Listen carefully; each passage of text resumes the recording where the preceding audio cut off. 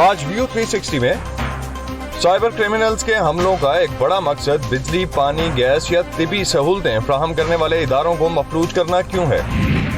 جانیں گے ایک ایسے ادارے کے بارے میں جو نصاب کے ساتھ ساتھ لڑکیوں کے لیے سپورٹس کو بھی اتنا ہی اہم سمجھتا ہے۔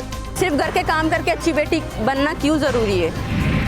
اور آپ کو دکھائیں گے امریکی ریاست ورجینیا کی سینیٹر ڈاکٹر غزالہ ہاشمی کے سیاسی سفر پر ایک رپورٹ۔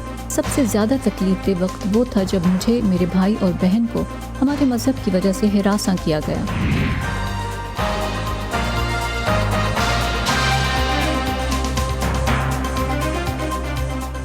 وائس آف امریکہ کے واشنگٹن اسٹوڈیوز میں آپ سب کو خوش آمدید۔ آپ دیکھ رہے ہیں پروگرام ویو 360 اور میں ہوں اسد اللہ خالد۔ پاکستان کی معیشت عالمی مالیاتی اداروں کے حالیہ جائزوں کے مطابق اس سال سست روی کا شکار رہے گی۔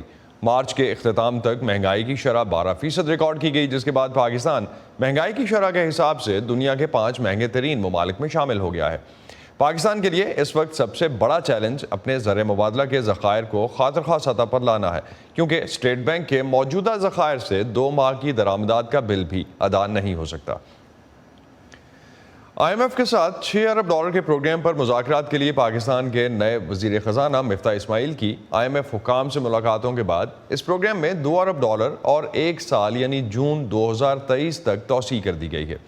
مفتاح اسماعیل کا کہنا ہے کہ آئی ایم ایف سے مذاکرات کامیاب رہے اور اس ہفتے سے تکنیکی مذاکرات شروع ہو رہے ہیں، جس کے بعد ریویو کے لیے آئی ایم ایف کے اعلیٰ سطحی وفد کی مئی میں پاکستان میں آمد متوقع ہے۔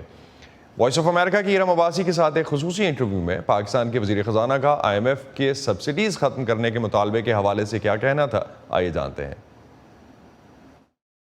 اس وقت جو سبسڈی دی جا رہی ہے اس میں آپ ایک فیکٹری اونر جو ایک ٹرک بھیجتا ہے کراچی سے اسلام آباد، اس کو $50,000 کی سبسڈی دے رہے ہیں ڈیزل کے اوپر۔ ایک آدمی جو اپنی لینڈ کروزر میں گاڑی میں پیٹرول بھرواتا ہے 80 لیٹر کا، اس کو آپ $1,700 کی سبسڈی دے رہے ہیں۔ تو اس وقت آپ کس چیز کی سبسڈی دے رہے ہیں؟ غریب آدمی سے لے کے امیر آدمی کو دے رہے ہیں، یہ کون سی منطق ہے؟ سبسڈی اگر آپ نے دینی ہے تو یہ سمجھ میں آتا ہے کہ آپ ایک طبقے کے لیے، غریب ترین طبقے کے لیے آپ پیٹرول سستا کر دیں یا ڈیزل سستا کر دیں، یا ان کی معاوضے میں جو بسپ کے تھرو دیتے ہیں اس پہ آپ اضافہ کر دیں، یہ بات سمجھ میں آتی ہے۔ یا جو دوسرا شہباز شریف صاحب نے کیا ہے کہ آٹا سستا کر دیا ہے، چینی سستی کر دی ہے، $85 سے $70 پہ چینی لے کے آ گئے ہیں، آٹے کا جو بیگ ہے 10 کلو کا وہ $400 پہ لے کے آ گئے ہیں۔ آپ نے کہا کہ آئی ایم ایف کے پروگرام میں دوبارہ جانا آپ کے اس دورے کا مقصد تھا، پھر ایف اے ٹی ایف کی گرے لسٹ میں جو پاکستان کا نام ہے وہ نکلوانا آپ کی حکومت آپ کے مطابق اس کے لیے اہم ہے، لیکن جو مطالبات آپ نے پورے کیے وہ تو آپ نے کیے۔ جو مطالبات ایف اے ٹی ایف ابھی بھی چاہ رہا ہے آپ سے وہ یہ ہے کہ انتہا پسندی کی معاونت کرنا، دہشت گردی کو سپورٹ کرنے کے لیے جو انڈیویجولز ہیں یا جو گروہ ہیں ان کو انویسٹیگیٹ کیا جائے، ان کو سزا دی جائے۔ آپ ایسا کر رہے ہیں؟ ایف اے ٹی ایف نے 27 ایکشنبل پوائنٹس دیے تھے ہمیں 2018 کے ریویو میں، اس میں سے ہم نے 26 کر لیے ہیں۔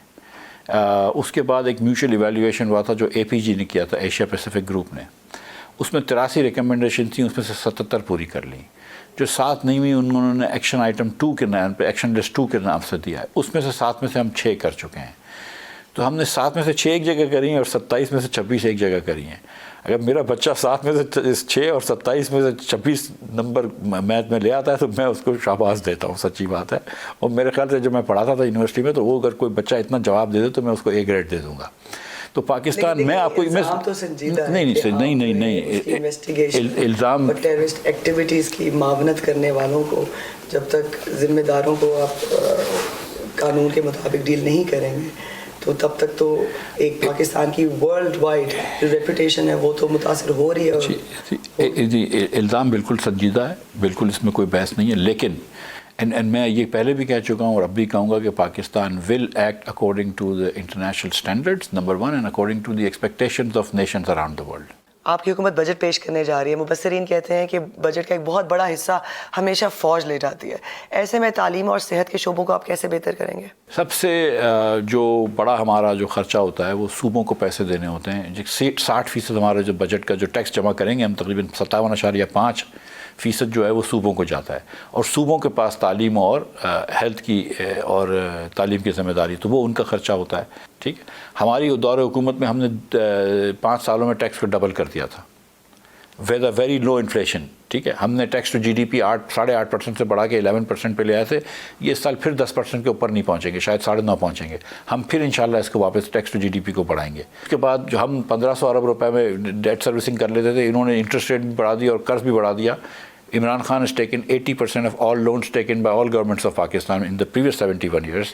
तो उसकी वजह से जो है आपका डेट सर्विसिंग भी बढ़ गई, तो 3000 अरब रुपए वो होते हैं। ये दो बहुत बड़े खर्चे हैं कंपेयर टू डिफेंस का भी एक अच्छा खर्चा है, उसके बाद सिविलियन गवर्नमेंट का खर्चा है, जिससे डबल खर्चा उन्होंने अभी डीजल और पेट्रोल की सब्सिडी में लेकर आ गए। सो यस, पाकिस्तान में खराजात बहुत हैं, वसाइल एक महदूद हैं। You have to sort of think out of the box. Maybe you can, rethink of NFC awards. किस तरह टैक्स की डिस्ट्रीब्यूशन होगी between provinces and the federation. There are ways, but we must, as a nation, raise our tax revenues to maybe 15% of GDP. सियासी इस्तेहकाम ज़रूरी है मईशत की फ़रोग के लिए।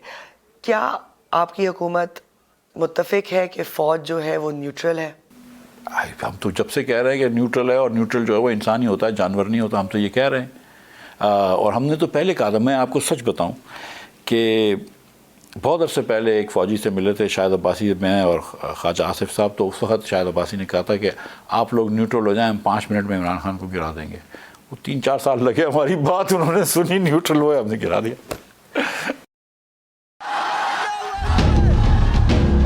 हम जब खौफ को बेनकाब करते हैं, हम जब सवाल उठाते हैं, हम जब उनकी आवाज़ बनते हैं जिनकी कोई नहीं सुनता, तो फ़र्क पड़ता है आज़ाद सहाफ़त से। हम हैं वॉइस ऑफ अमेरिका, हमारे लिए आज़ाद सहाफ़त अहम है।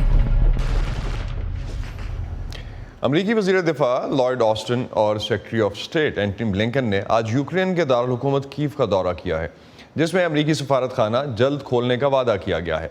ऑस्टिन और ब्लिंकन का कहना था कि हम दोनों का कीव आना इस बात का सबूत है कि रूस अपने जंगी अज़ाइम में कामयाब नहीं हो सका। अमरीका की तरफ से यूक्रेन के मशरिक में रूसी फ़ौज की पेशकदमी रोकने के लिए मज़ीद इमदाद का वादा भी किया गया है। इससे पहले सदर जो बाइडन ने गुज़िश्ता हफ्ते यूक्रेन को $80 करोड़ की इजाफी सिक्योरिटी इमदाद का ऐलान किया था, जिसमें हैवी आर्टिलरी, टैक्टिकल गाड़ियाँ और मुसल्लह ड्रोन्स शामिल हैं। मज़ीद जानते हैं इस रिपोर्ट में। ऐसे में जब मॉस्को ने हिकमत अमली तब्दील करके यूक्रेन के मशरकी हिस्से में हमले ज़्यादा शदीद कर दिए हैं, यूक्रेनी फ़ौज लुहानस्क के इलाके में अपनी मौजूदगी में इजाफा कर रही है। ये एक ऐसी कोशिश है जिसकी सदर जो बाइडन हिमायत करते हैं। मैं यूक्रेन के मशरिक और डोनबास के इलाके में यूक्रेन की लड़ने की अहलियत में इजाफे के लिए मजीद $80 करोड़ का ऐलान कर रहा हूँ। इस पैकेज में दूरमार तोपें, तोप के गोले, टैक्टिकल गाड़ियां और मुसल्लह ड्रोन्स शामिल हैं, जो कि पिछले हफ्ते ऐलान करदा $80 करोड़ की इमदाद के अलावा हैं। बाइडन ने मार्च में $13.6 अरब के यूक्रेन फंडिंग बिल पर दस्तखत करने के बाद इसे कानून में बदल दिया, जिसमें से $3.25 अरब यूक्रेन के लिए फौजी इमदाद और कई अरब डॉलर इक्तिसादी, इंसानी और दीगर सिक्योरिटी इमदाद के लिए मख्तस किए गए हैं। सदर ने कहा है कि वो कांग्रेस से मजीद इमदाद के लिए कहेंगे। हमें इसके बारे में आइंदा चंद रोज़ में पता लग जाएगा। हम इस पर आइंदा हफ्ते जिस कदर जल्द मुमकिन हो सके कार्रवाई करेंगे। ईवान की स्पीकर नैंसी पेलोसी ने यूक्रेन के वजीर आज़म डेनिस शमहाइल से मुलाकात की थी। हमें सानवी ताज़ीरात की ज़रूरत है। हमें पाबंदियों के एक छठे पैकेज की ज़रूरत है। हम मिलकर काम करते रहेंगे। हमें मुल्क के अंदर बेघर होने वाले अफराद की मदद के लिए और पूरी दुनिया में अपने पनाहगुज़ीनों की आनत के लिए भी कुछ माली इमदाद की ज़रूरत है।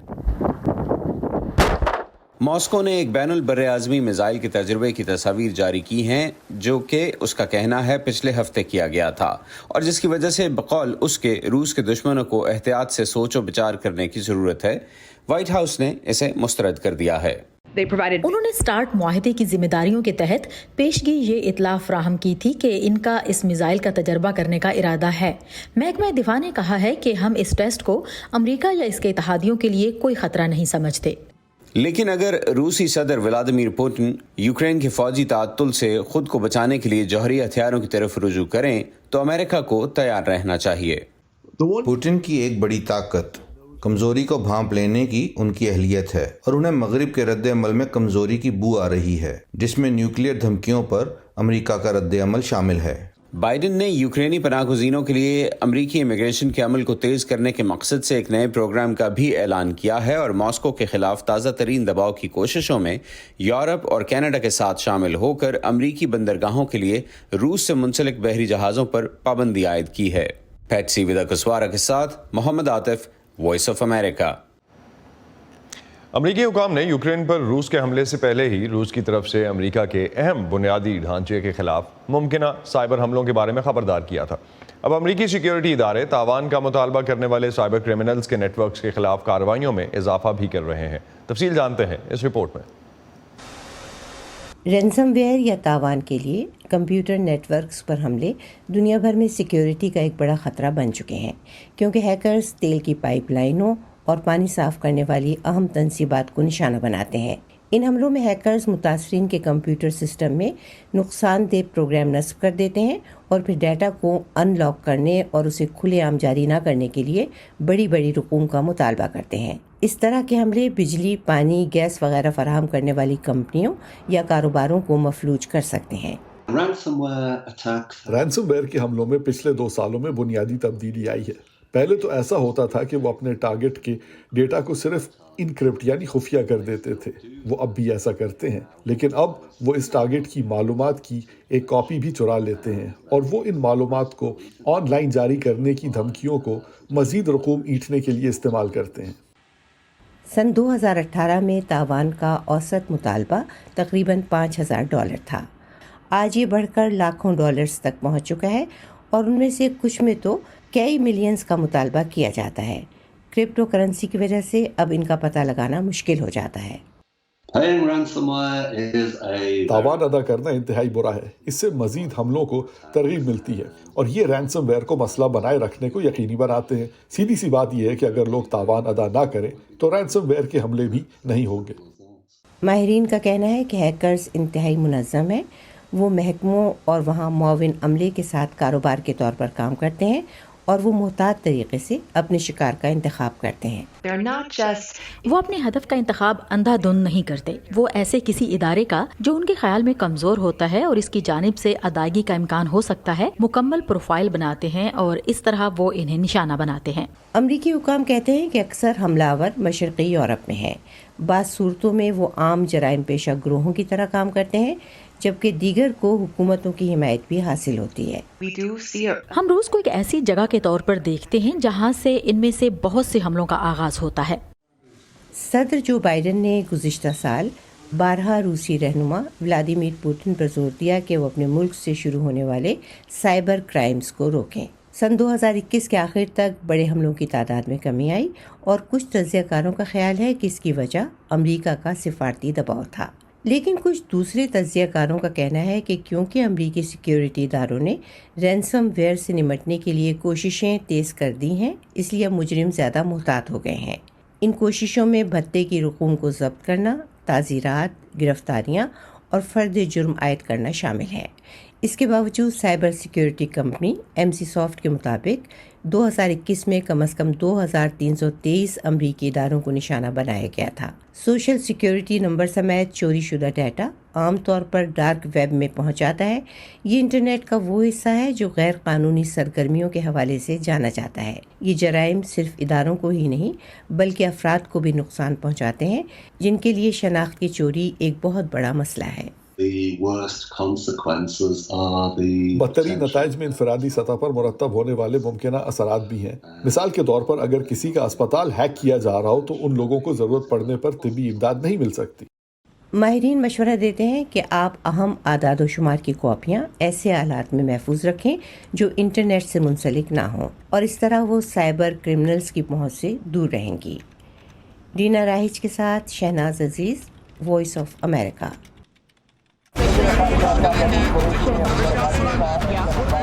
خبروں کے پیچھے نہیں بھاگتے، ہم کہانیاں ڈھونڈتے ہیں، عام لوگوں کی خاص کہانیاں۔ میں کوئی ان سے الگ مخلوق تو نہ تھی، تو کیوں نہ میں ایک ایسا کام کروں کہ جس میں میں مہارت حاصل کروں اور وہ نیکی کیا ہو۔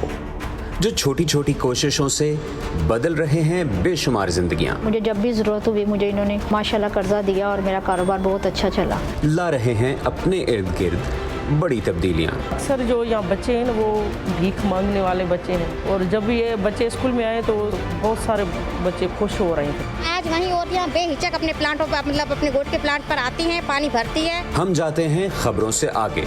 मैं हूँ नीलोफर मुगल, समन खान, सादिया ज़ेबरान झा, उमर फारूक, चित्राडार, गेती आरानी, मुर्तज़ा ज़हरी। 360 में आप सबको खुशामदीद। हम हैं वॉइस ऑफ अमेरिका।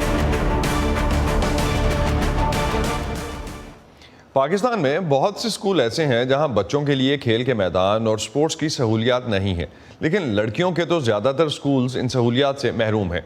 येतियारा अनीस हमें एक ऐसे प्लेटफॉर्म के बारे में बता रही हैं जो गैर निसाबी सरगर्मियों को भी उतना ही अहम समझता है जितना निसाब पढ़ाने को।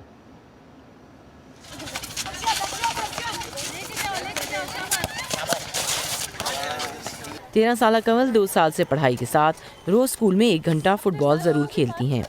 फुटबॉल के खेल में हिस्सा लेना इनके लिए सिर्फ जिस्मानी वर्जिश का ही जरिया नहीं। ज़्यादातर तो ये होता है कि हम कभी कभी गुस्से पे काबू नहीं रख पाते हैं, तो जब हम आपस में टीम वर्क कर रहे होते हैं तो कभी कभी होता है दूसरी टीम जो होते हैं हमारे साथ खेल रहे होते हैं वो गुस्सा करते हैं, तो एक ये भी चीज़ है कि थोड़ा सा गुस्सा कंट्रोल करना है, ज़्यादा गुस्सा नहीं करना, अगले बंदे को समझा दे ओके ठीक है हमसे गलती होगी आप हमें माफ़ कर दें, सॉरी बोल दें। हम जब टीम वर्क होता है तो हम जो काम कर रहे होते हैं वो बहुत जल्दी हो जाता है और बहुत आसान भी हो जाता है, और भी जो मिलजुल के काम करते हैं तो अच्छा महसूस भी होता है और जल्दी काम भी हो जाता है।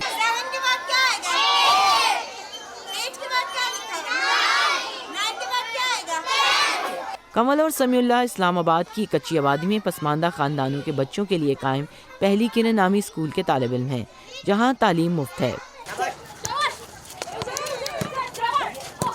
इन पसमानदा इलाकों में जहाँ बुनियादी तालीम का हसूल ही अक्सर समी और कमल जैसे बच्चों के लिए फ़कत एक ख्वाब होता है, मुनज़्ज़म खेलों में शिरकत की अहमियत अक्सर नज़र अंदाज हो जाती है। राइट टू प्ले नामी एक तंजीम सिंध और इस्लामाबाद के गैर सरकारी और सरकारी तालीमी इदारों में गुज़िश्ता 10 सालों से इस बात को यकीनी बनाने की कोशिश में है कि तालिब इल्म को खेलों में शिरकत का मौका दिया जाए। द आइडिया इज़ कि हम स्कूल के टाइम टेबल के अंदर एक प्ले पीरियड एम्बेड कर दें ताकि रोज़ाना या हफ्ते में 1 से 2 मरतबा हर बच्चे को मौका मिले कि वो स्पोर्ट्स में इन्वॉल्व हो, और हम टीचर्स को भी ट्रेन कर देते हैं ताकि जब हमारा प्रोजेक्ट ख़त्म हो जाए उनके साथ तो उन टीचर्स के पास वो नॉलेज हो और वो स्किल्स हों कि वो बच्चों को उन गेम्स में इन्वॉल्व करते रहें। एंड वी हैव करंटली तो हम 100 से ऊपर स्कूलों में काम कर रहे हैं इन Sindh and Islamabad. Right to play 5 lakh से ज़्यादा बच्चों को फुटबॉल और दीगर खेलों में शिरकत का मौका दे रहा है, इनमें अक्सरियत लड़कों की है।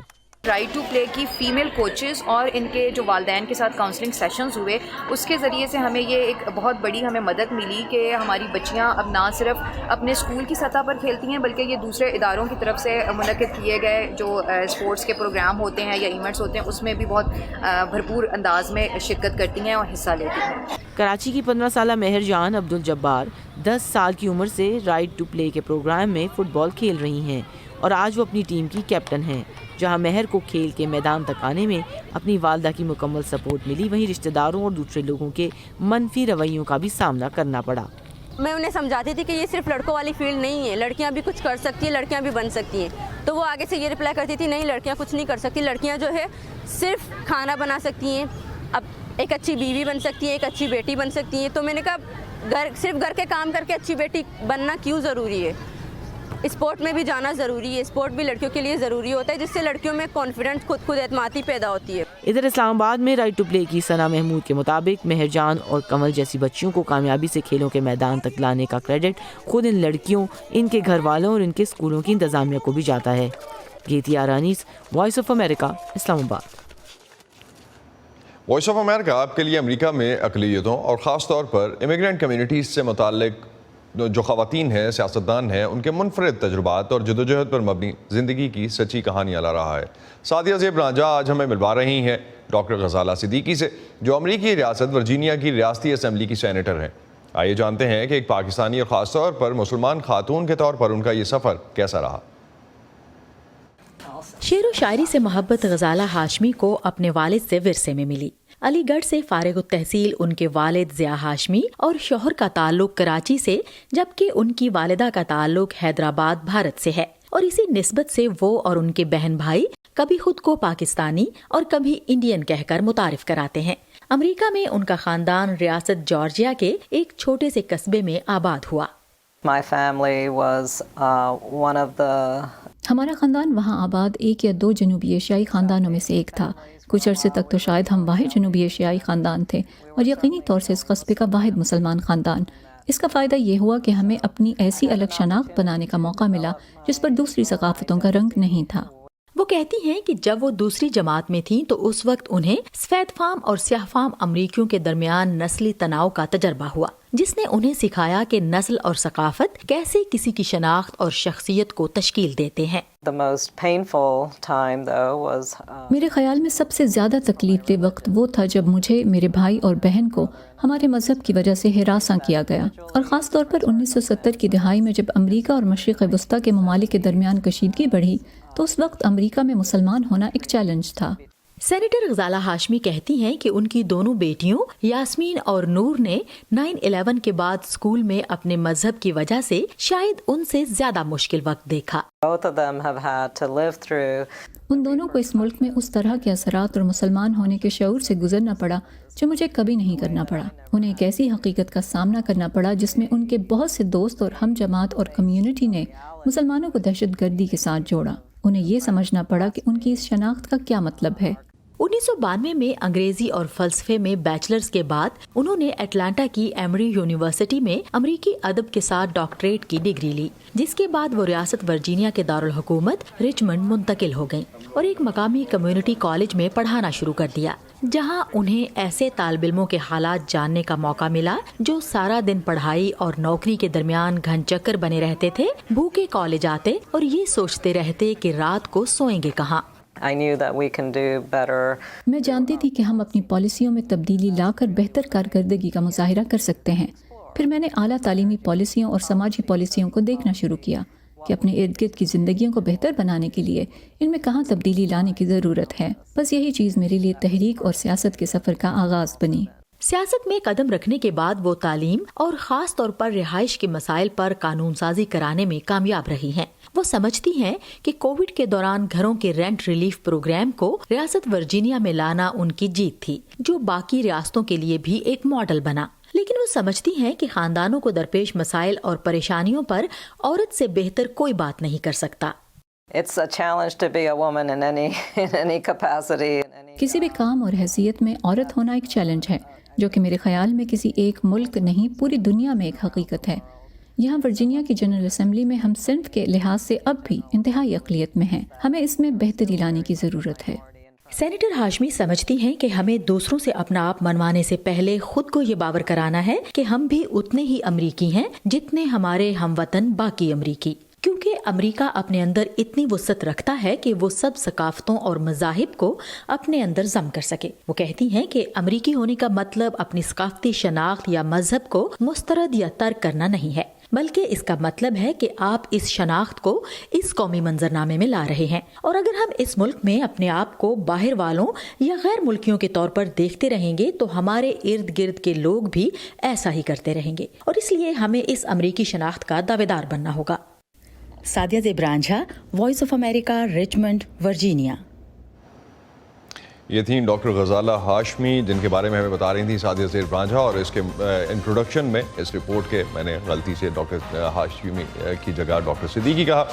اسی پر ختم کرتے ہیں آج کا ویو 360۔ اسٹے سیف، اور پاکستان اور خطے سمیت دنیا بھر کی اہم خبروں اور دلچسپ معلومات کے لیے آپ آ سکتے ہیں ہماری ویب سائٹ urduvoa.com پر۔ یہ سارا کانٹینٹ آپ کو ملے گا ہمارے سوشل میڈیا پلیٹ فارمز پر بھی، facebook.com/voa urdu، یوٹیوب پر ہمارا چینل ہے VOA اردو کے نام سے، اور ٹویٹر اور انسٹاگرام پر ہمارا ہینڈل ہے @VOA urdu۔ اب تک کے لیے اتنا ہی۔ اسد اللہ خالد کو اجازت دیجیے، خدا حافظ۔